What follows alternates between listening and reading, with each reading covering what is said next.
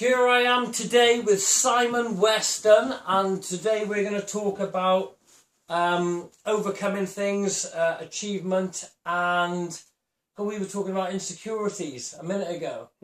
And it's like I was saying, people look at me sometimes and they think ex-commando and bodyguard, and they think, oh, you know, you've got no insecurities, but everybody has. And one of the things that I've noticed when I've been interviewing some of the people in the limelight is, even though they may have money and a certain amount of recognition, they are still just human. That's all it is. I mean, you come into the world the same way, you go to the world the same way. That's it. Anything in between is what you make up. And people, even some of the most powerful people I've met, have insecurities around things. Everybody has foibles and failures, and everybody has weaknesses and strengths. And there are people who are consistent because they're nuts. They're crazy people. But everybody else are up and down. Yeah. You know, there are some people out there that there's no variable with them, but that's because they aren't playing with a full shilling. So So basically every other human, for the rest of us, we deal with these emotions and it's up and down. Yeah. And how do you overcome, how would you say to someone if they've got a certain insecurity, like say for example public speaking or something like that? Well, public speaking is, there are a few things you need to be a public speaker. First of all, you need to have something to talk about. You need to have confidence. You need to be able to roll with the blows, so don't take it personally if it doesn't work and people don't like what you did. You know, so you need a bit of thick skin. Yeah. But ultimately, when you go out there, you've got to have self-belief. Yeah. You've got to believe in what you're saying is true, is effective, is going to be of benefit or interest to other people. Yeah. I just started, well, we've done about 8 or 9 shows now, but the first 3 we had no idea it would be as well received as it's been. This is motivational speaking? No, it's a show with my best mate's a guy called David Fitzgerald, who works for the BBC down in Plymouth. Yeah. And he and I go on stage together, and he hosts me basically on stage. Yeah. And we have an absolute scream. I mean, the show's never the same twice, because new stories come to mind and anecdotes of things I've been up to and done in my life, and we just talk about it, you know. And there is some sad and some bad, but there always has to be because of the history that I have. Yeah. But on the whole, it's more fun. Yeah. More entertainment. That's what I like, mate. I like that. It's life, isn't it? Because we can all look at the doom and gloom, can't we? And in 1982, in the Falklands War, the Galahad got bombed. 82. Yeah, 82. Did I say 92? No, it was 84, whatever the matter. Yeah, but when it got bombed, obviously, I mean, you got burnt there, and you spent the best part of 5 years in hospital. I mean, how do you overcome something like, I mean, just even staying in the hospital? How do you deal with a challenge so enormous? Well, first of all, it's different in a military hospital to a civilian hospital. Civilian hospital, you've got all manner of different people coming in and out. Yeah. And all day and all night they come in and out. In a military hospital, you never had that. It was always quiet in a military hospital, and there was a rank structure, and people listened when they were told. Yeah. Because the military, they had control. In a civilian hospital, it strikes me that very few people have control. Having been in hospital very few times in Civilian Street. And I got to be honest and say I really don't like a civvy hospital in comparison to a military hospital. Yeah. You know, I was spoilt. Military hospital had better food, had, to a degree, better people. Yeah. And most of the people in there were either service people or families of service people. And the occasional civilian they had in, on our ward anyway, was for plastic surgery. And they were only in for a short period of time anyway, because it was minimal things they needed doing. Did you find that, because in the army there's banter all the time, isn't there? We're always having a banter. Was that the same in the military hospital? Yep, the nurses were military, the doctors were military, and there was fun. Yeah. No slapping their asses now, did you, mate? Well, no, they would have punched you in the mouth. Oh, they were like matron off, carry on, were they? Not necessarily, but they were. I mean, they were proper military nurses. Yeah. They didn't take no stick from nobody. No.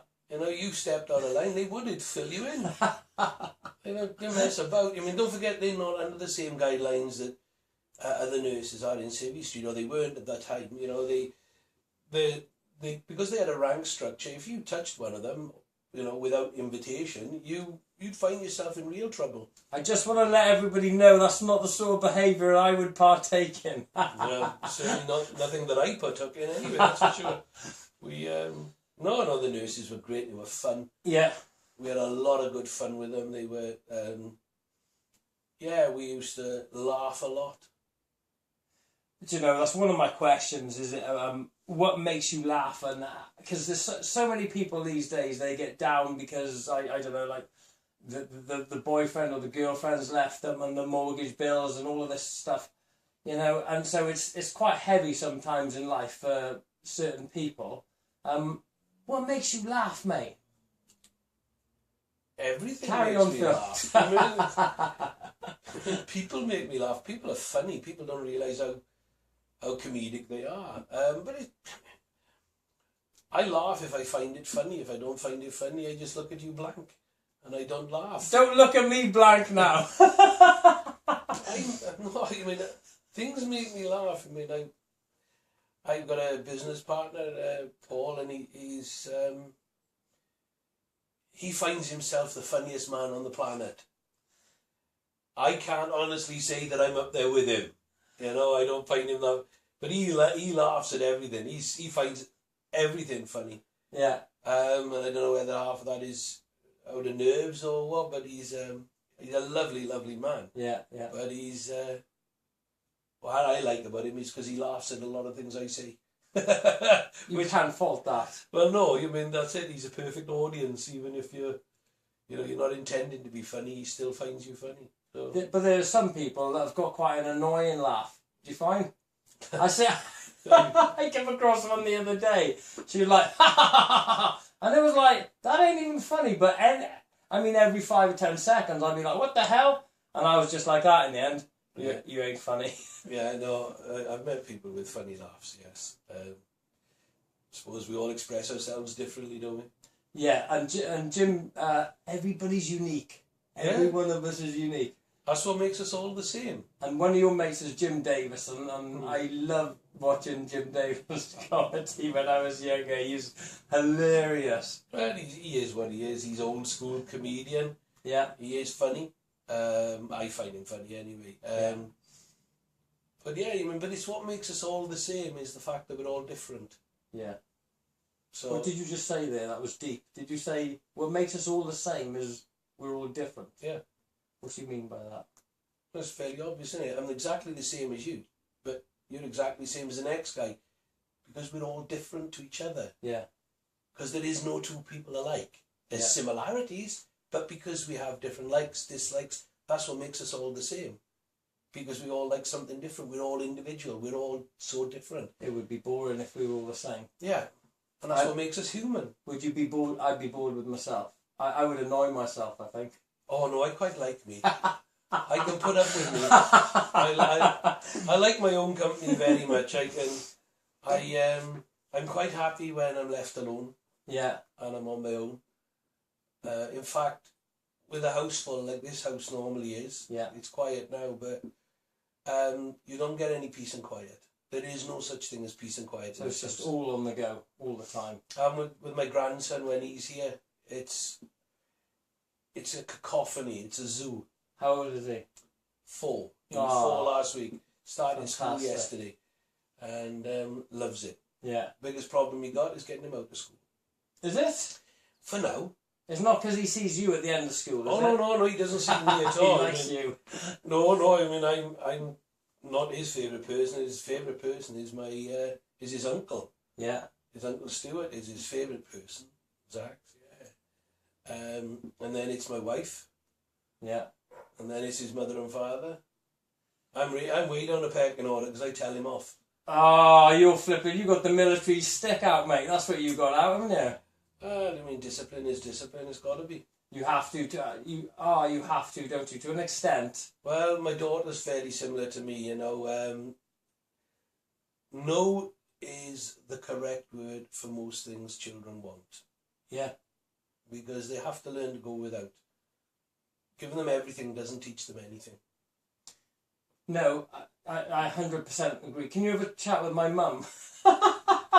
Leon, would you like some sweets? And I'm like, oh, Mum, all the time. No, I don't give him anything. I mean, the only reason he has chocolates is because somebody else buys it. I don't buy it. I won't buy him sweeties. I can't. I don't want to buy chocolate. I don't want it in front of me because I'll just end up eating it. No. I'm a personal trainer, so that's no good for me. Well, I don't eat chocolate, so that's flipping good, that is. Well, clearly I eat something. What, you know. What do you eat? Anything. I eat everything. Anything and everything. Yeah. On the subject of parenthood and children and stuff like that, I was outside Lidl's the other day, right? And this mother, the child started walking off and she goes, Caitlin! And get back here. And I was like, she was pure shouting. And I just thought to myself, I've watched that Super Nanny programme. And, you know, where they go down and they sort of, they talk to them correctly. I mean, that's just crazy, isn't it? Do you think, or do you shout? Are you a shouter? No, I'm not a shouter. No? What's the point? It loses its effectiveness if you shout all the time. Yeah. It's just like if you hit somebody all the time, eventually they get used to it. Yeah. You know, you were in the Marines. Army 2-9. That's Okay, you swore at me. I was 2-9 commando. Okay, so you were a commando in the army. You reckon? And the fact of the matter is, you get beasted. Yeah. And we've all been beasted in the military. If they kept beasting you, it stops being a threat. Yeah. And the one thing you didn't want was to get a beasting because you knew you'd be cream crackered by the end of it. Yeah. You'd be exhausted and it hurts and you suffer and you'd rather not suffer in that way. If it's a voluntary thing, you want to go for a run or whatever, fine. But when you get a proper beasting by experts, yeah, you know, you turn around and you're breathing through your sphincter. Good. And it can go on forever. It can. But if they did it every day, it stops being a threat. It stops being a hardship.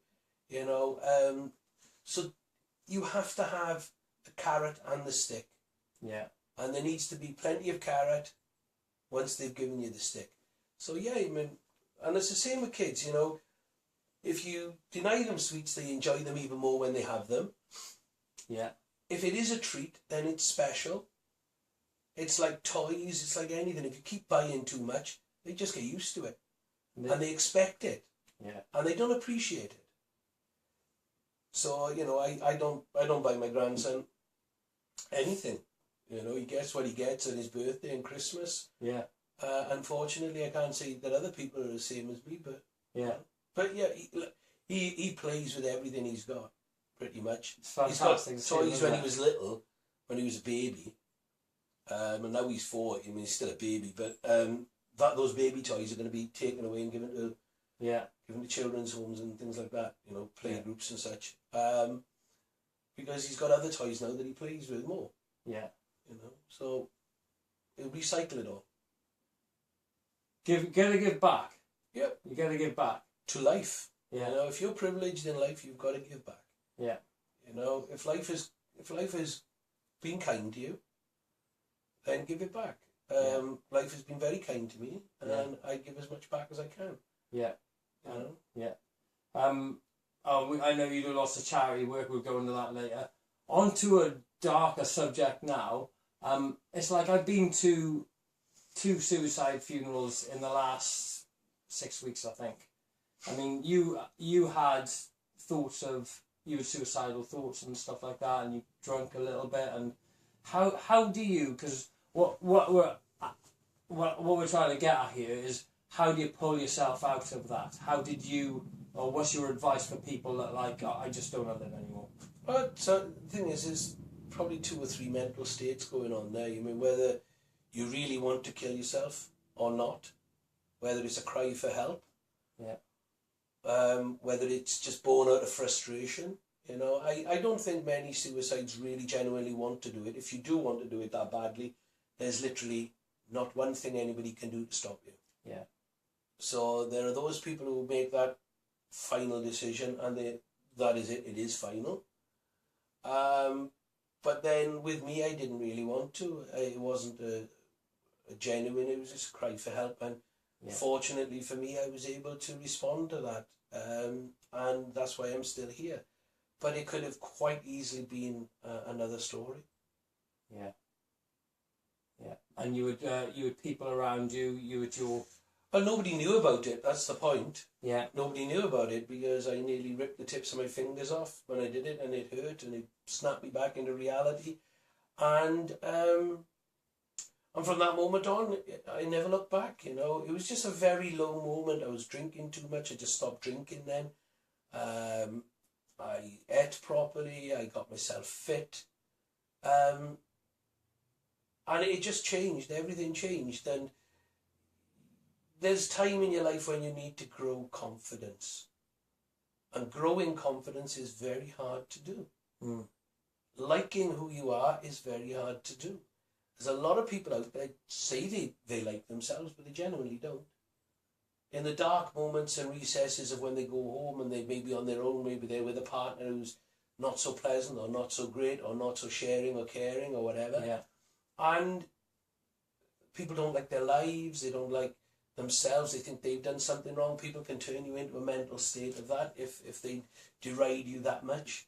Yeah. You know, so mental and physical abuse can create all of that. There's a lot of people with huge amounts of problems. Yeah. But I like who I am. Yeah. You know, I don't feel embarrassed by my looks. I don't feel embarrassed by my history. I don't feel any need to apologise or explain. Yeah. And if people don't like me in their company, then goodbye. Then goodbye. Can we use a swear word? No. No, we're not swearing today. they can leave. They can pleasantly leave. They can move away in jerky movements. Yeah. So you sort of, I guess, create like a force field around yourself. It's like, you know what, this is who I am. No force field, nothing. No force field, nothing. I am who I am. Yeah. I am who I am. And that's how I like it. And you're doing a lot of charity work at the moment. Can you tell us about that? We've got little ones coming in now. Hello. Hello. Hiya. You all right? Yeah, fine, thank you. Cute. Yeah, no, I mean, the charity work, we're doing care after combat at the moment, which is all to do with veterans in the criminal justice system. Yeah. And trying to deal with their problems, their issues, trying to help them find retraining so that they don't go back inside. Yeah. We think it's pointless having trained those guys to the level they get trained, and then when they slip off the proud and honourable path they were once on, and then get themselves into trouble, we believe that they deserve a second chance. And we try to help them find that second chance by stopping them letting themselves down, letting their families down. And in some cases, you know, they feel like they've let their regiment down and their history down. We can do nothing about that, what's happened. We can do plenty about what can happen. Yeah. And we believe that because they've got an inherent amount of discipline anyway, because of having served, then they're far easier to retrain, re-educate, and to find a course that's suitable for them. Yeah. You know, and there are plenty of jobs out there that they will take you regardless of criminal history. Yeah. And that's where we're trying to get them trained up and get them into. But it's a long path, and it's a long path getting permission to be able to do those things through the Ministry of Justice. Now, because they have to be very careful, the Ministry of Justice, because they have to look after these guys. Yeah. You know, they are human beings at the end of the day. They're not meat, and somebody has to be responsible for their safety, their mental safety, their physical safety, and the MOJ are very concerned for that as well. So, we have a lot to do. As we did today, we had a big, long, in-depth conference call today about how we were going forward with the organisation. But we've started helping veterans, and we're keeping them on the straight and narrow, and some of them are very fragile. Just because they've been in prison doesn't make them any tougher than you or I. Yeah. It just means that they have a different mindset. But some of them are very fragile. Yeah. And, we've had issues where we've had to get people specialist treatment because of the fragility of their mental state. And we're talking right away from the top down, and we're talking brigadier level and people like that who've got real problems. Yeah. So, and right away down to privates and guardsmen and matlows and booties and you name it. So we're talking right away across the so-called super elite even. Yeah. People have fragility in their minds. So we're looking after them through Care After Combat. And it's an organisation, Jim Davidson, myself, a guy called Goose Cryer, and Smoky Cole. The four of us set it up. And we're trying to make a difference in people's lives. And we believe that families have been through enough. Families have suffered enough when they've served. They shouldn't have to suffer anymore now that they're in peacetime. But it seems to be the most tumultuous time in their lives. Yeah. And we just don't think families deserve that. Families deserve to enjoy their loved one. Whether it be a fella or the woman, it doesn't really make any difference to me. But at the end of the day, we just have to do the right thing. It's fantastic. And the website for that, if people want to check it out? Care After Combat. Just look for Care After Combat, you'll find it. Google it and it'll all be there. That's interesting what you're saying. I mean, people having challenges from brigadier down, as I mentioned earlier.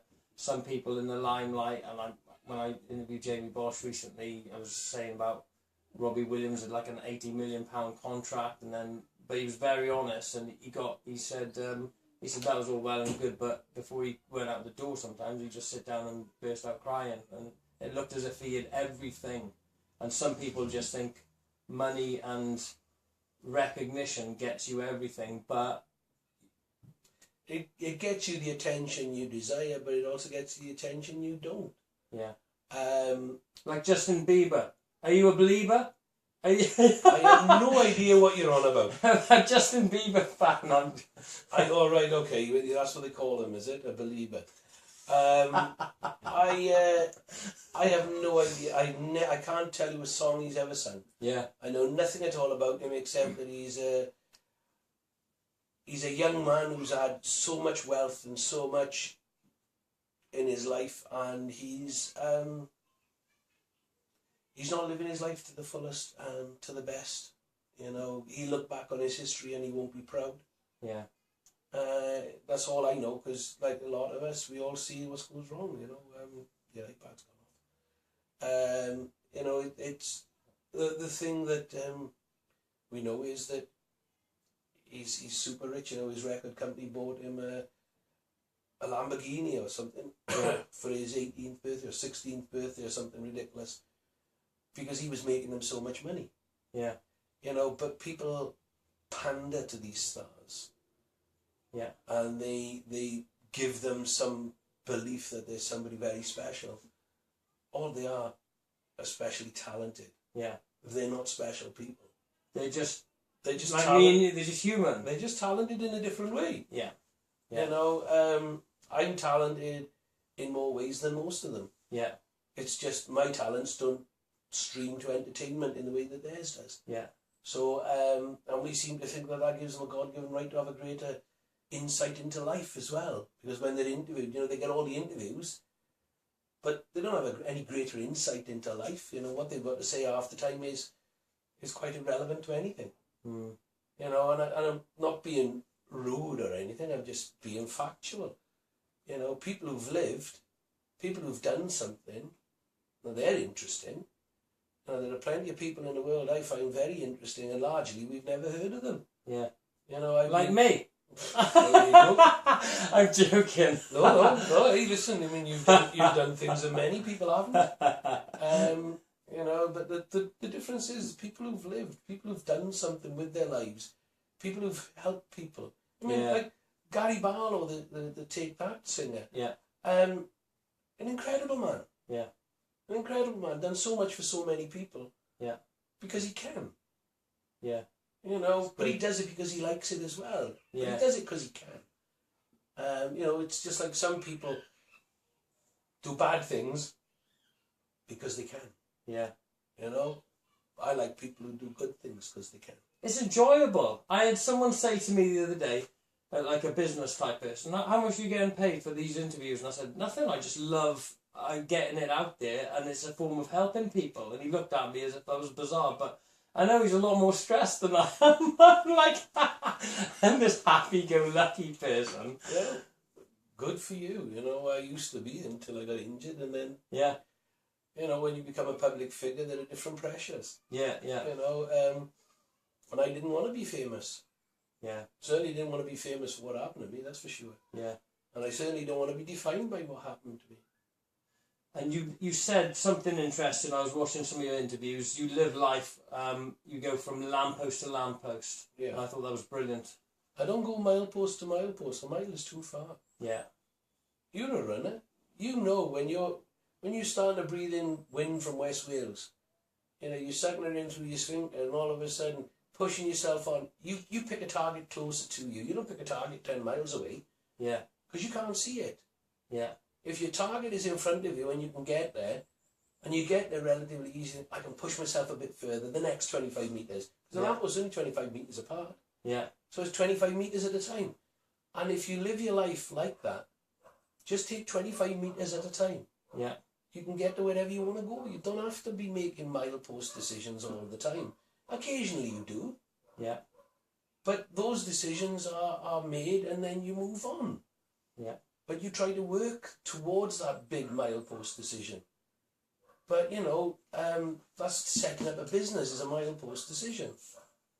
You know, because you're looking for the long term. But actually, every day to day, you're doing it by lamppost to lamppost. Yeah. You have a strategic plan, because if you don't, you're going to fail. Yeah. You know, you have to have strategy, you have to have a plan. A plan without strategy is just noise. Yeah. It's like a war. You know, if you don't have strategy and plan together, you're going to fail. It's like that journey of 1,000 miles begins with a single Lao Tzu or Confucius or Yeah, something like Chinese that. proverb. Yeah. That's a Chinese proverb. You've got several books out as well. Yeah. Well, they're not out any longer. I mean, they're all... Two of them are out of print, and I own the copyright to them, so nobody else can print them now. And the third one is still in print. These are still selling. And then we've got 4 children's books. You got children's book. I couldn't believe it when I seen that. Yeah, 4 of them. And I was like, this is one of Simon's children's books here. I was well impressed when I seen that. I just, there's some things you don't know about you. Do you know what I mean? And I've started to read it to my little baby boy, Leon, and it's about a horse, and there's like a secret agent rat or something. Yeah, James Pond. The frog. James Pond. The frog, yeah. I know it's just fun. Fitz and I wrote those together, me and David Fitzgerald. Yeah. And we wrote them because the children, my youngest daughter now, she's 18. So when they used to come home with books from school, they were boring. I didn't enjoy reading to them. And when the children used to read them to me, my goodness, I'd fall asleep. Yeah. And we just wanted something that would help kids turn pages and help adults turn the pages as well, you know. So there's little bits of humour in there that adults get and children are too young to get. Not that there's nothing rude in any of them. I should hope not, Simon. There's nothing rude in any of them. So we just, that's why we wrote them. Yeah, it's fantastic, and I'll continue to read the book, and I'll get the rest of your books for my little baby boy. Yeah. Simon Weston, it's been an absolute honour and pleasure, mate. Thank you very much. My pleasure, thank you.